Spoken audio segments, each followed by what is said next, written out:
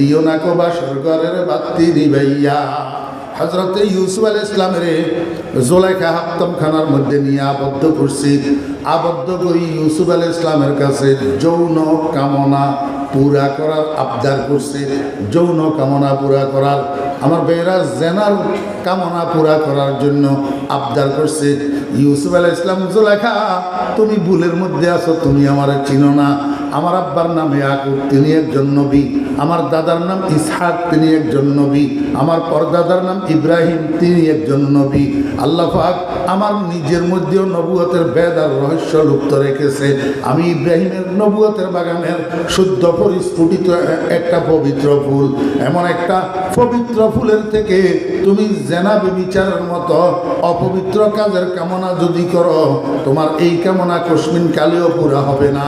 কারণ বাপ বেবিচারী হলে সন্তান বেবিচারী হয়, মা বেবিচারী হলে সন্তান বেবিচারী হয়। পবিত্র বাপের সন্তান কোনোদিনও পবিত্র হয় না, পবিত্র মায়ের সন্তান কোনোদিনও পবিত্র হয় না।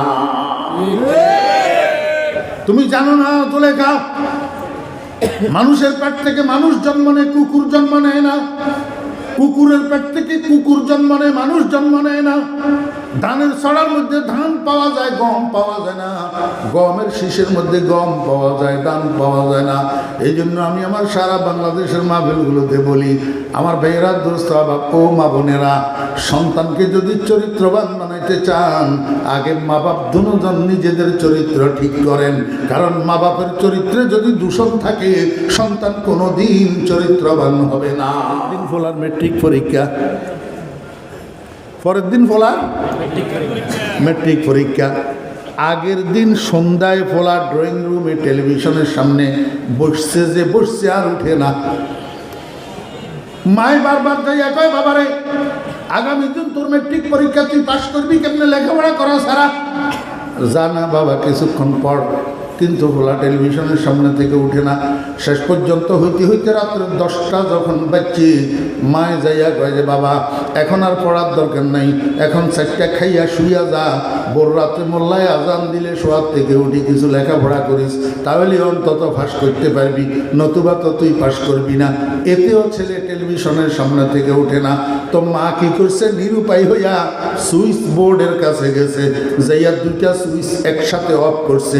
টেলিভিশনের সাথে বিদ্যুতের কানেকশনের সুইচ যেটা, এটা বন্ধ করে দিয়েছে। সাথে ড্রয়িং রুমের লাইটের সুইচটা বন্ধ করে দিয়েছে। এখন ড্রয়িং রুম যখন অন্ধকার হয়ে গেছে, এই পোলা মায়ের দিকে তাকাইয়া কয়, দিও না কো বাসর ঘরের বাতি নিবাইয়া। আমার একটু আপনারা কন না, যেগুলোতে হায়া শরম নাই সেগুলোর মুখে দিয়ে আসনি আবার,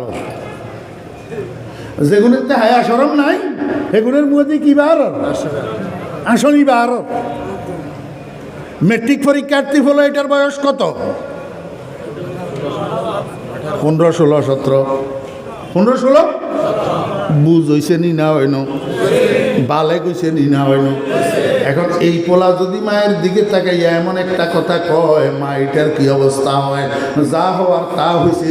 সঙ্গে সঙ্গে মাথায় চক্কর দিয়া ধুম করে ফুটছে মেজের উপর, ফ্লোরের উপর। এই তো বাসার মধ্যে হইচই পড়ে গেল। কেউ বাটিতে করে পানি আনতেছে, মুখের উপরে পানির ঝাপটা দিতেছে, আর কেউ সরিষার তৈল হাতের তালুতে পায়ের তালুতে মালিশ করতেছে, আবার কেউ কাপের মধ্যে সরিষার তৈল আর পানি গুলি মাথার মধ্যে তেলে পানি গোলা দিতেছে। আমার বেয়েরা দোস্ত আবার হইচই শুনি আমি রুমের থেকে বাইর হইলাম। এই ফ্লাইটার ইমিডিয়েট ছোট একটা বোন ছিল, তারা জিজ্ঞেস করলাম, কিরে বাসায় কি হয়েছে? কয়, আঙ্কেল ভাইয়া তো আগামী দিন মেট্রিক পরীক্ষা, ভাইয়া পড়তে বসে না, শুধু টেলিভিশনের সামনে বসে থাকে। রাত্রে যখন 10টা বাজে, মা ড্রয়িং রুমের বাতিটা নিভাইয়া দিছে। বাতি নিবানোর সাথে সাথে ভাইয়া মায়ের দিকে তাকাইয়া কয়, দিও না কো বাসর ঘরের বাতি নিবাইয়া। এই কথা শুনি মা মাথা ঘুরাই পড়ে গেছে ফ্লোরের উপর, বেহুশ হইয়া রয়েছে। বেহুশ, হাঁটতে হাঁটতে 2 কদম কথা বলতেছি, এর মধ্যে মহিলা এটার হুঁশ আসি গেছে। চোখ খুলছে, আমার সামনে দেখি কয়, ভাইয়া দেখলেন নি? বলে আমারে কি কইল? আমি কইলাম, তোরে তো এখন 3টা লাথি দেওয়া দরকার, তোরে এখন 3টা বাসার মানুষ সব আমার দিকে হা করে তাকাই রয়েছে, হুজুরে কি কইল। ওই বেচারি বেউস হইল, বেউসের থেকে হুঁসে আসলো, হুজুরের সাক্ষী করলো। এখন হুজুরে কয় বলে 3 লাথি দিত বলে। আমি কই তোমরা বেটকাই আমার দিকে কি চাইতেছ? আমি কেন 3 লাথি দিতে কইছি এটা তো তোমরা জানো না। এই মান্যা এটার নাম থুইছিও আমি, মান্যা মানি মারি নাম থুইছিও, বিয়ার কলমাও পড়াইছি আমি। এই মান্যা এটার স্বামী একটা বড় ব্যবসায়ী। তখনকার যুগ, তখন টাচ মোবাইল বাইর হয় নাই, তখন ডিভিডি বিসিডির সেট ছিল, ডিভিডি বিসিডির সেট। যুবক ফোলারা হাটে বাজারে ভিডিওর দোকান দিত, ভিডিওর দোকান। এই ভিডিওর দোকানের মধ্যে এত বড় বড় ক্যাসেট কতগুলা বিক্রি করত, ভাড়া দিত। ইন্ডিয়ান বাংলা ছায়াছবির ক্যাসেট, সিনেমার ক্যাসেট। তো যাদের কাছে পয়সা আছে এরা ডিভিডির সেট, বিসিডির সেট কিনি টেলিভিশনের লগে সংযোগ করে রাখছে। এবারে বাজারে তুন ওই ক্যাসেট এগুলা কিনি আনি ডিভিডি মেশিনের মধ্যে ঢুকে দিলে টেলিভিশনের মধ্যে পূর্ণ দৈর্ঘ্য ছায়াছবি 3 ঘন্টা পর্যন্ত চলে। লাগের এই দেশে আইন আইসি এতরা কেউ করতে, এতরা কেউ করতে তো লাগে। এই মান্যা এটার স্বামী আছিল বড় ব্যবসায়ী। ঘরের ভিতরে 56 ইঞ্চি টিভি রঙিন, সাথে ডিভিডি। প্রতি রাত্রে দোকান বন্ধ করে যাওয়ার সময় একটা বাংলা ছবির ক্যাসেট, একটা হিন্দি ছবির ক্যাসেট এতে লই যায়।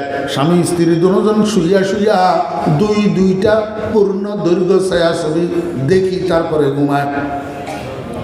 আমি অনেকবার সতর্ক করছি মেয়েরে, বাবারে তোর পেটের ভিতরে সন্তান, একটু তোর খেয়াল করা দরকার। এইভাবে প্রতি রাত্রে দুই একটা করে বাংলা হিন্দি ছায়াছবি দেখা ছাড়া যে ঘুমস না, একদিন টের পাবি তোর এই কাজের এফেক্ট তোর গর্ভের সন্তানের উপরে পড়তেছে। এইটা সেই মাইয়া, আর এই পোলা সেই মাইয়ার পোলা। আজকে আমার কথা লাগছে না লাগে নাই? এখন কেন মাথা ঘুরাই পড়স? এখন কেন মাথা ঘুরাই পড়স? এই পোলায় তো এই জাতীয় দর্শনের গানের হাবাস হইয়া বাইরেছে তোর ভেড়ের তুন। এর যে সুন্দর কথা এই পোলার মুখ থেকে তুই কিভাবে আসিস? এবারে আপনারা বুঝছেন নি একটু, মায়ের পেটে থাকতে মায় কেমনে সন্তান নষ্ট করে। আমার ভাইয়েরা দোস্ত ভাব, এবার ভূমিষ্ঠ হওয়ার পরে মায় সন্তান নষ্ট করে, ভূমিষ্ঠ হওয়ার পরে মায় সন্তান নষ্ট করে। তখনও পর্যন্ত বাপের, চাচার, জ্যাঠার, মামার কোনো কার্যক্রম সেখানে চলে না, একমাত্র মায়ের চলে।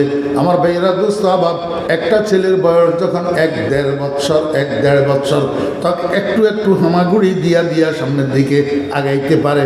এই সময়ের মধ্যে বাচ্চায় পেশাব করি নিজের পেশাব নিজের হাতে ধরে, পায়খানা করি নিজের পায়খানা নিজের হাতে ধরে, বরং পেশাব পায়খানা দুটারে কসলাইয়া মুখের মধ্যে দিয়া নেই। না আপনারা দেন না, আপনারা তো ব্যাগ করবা কাজ, হ্যাঁ দেন না। আপনারা কে হয়? ইঞ্জিনিয়ার সাহেবেরা দেন, ডাক্তার সাহেবেরা দেন, বৈজ্ঞানিক সাহেবেরা দেন, এখন যারা বাউলের পক্ষে কয় এতেরা দেন, এতেরা আগামীটা মুখের ভিতরে দেন।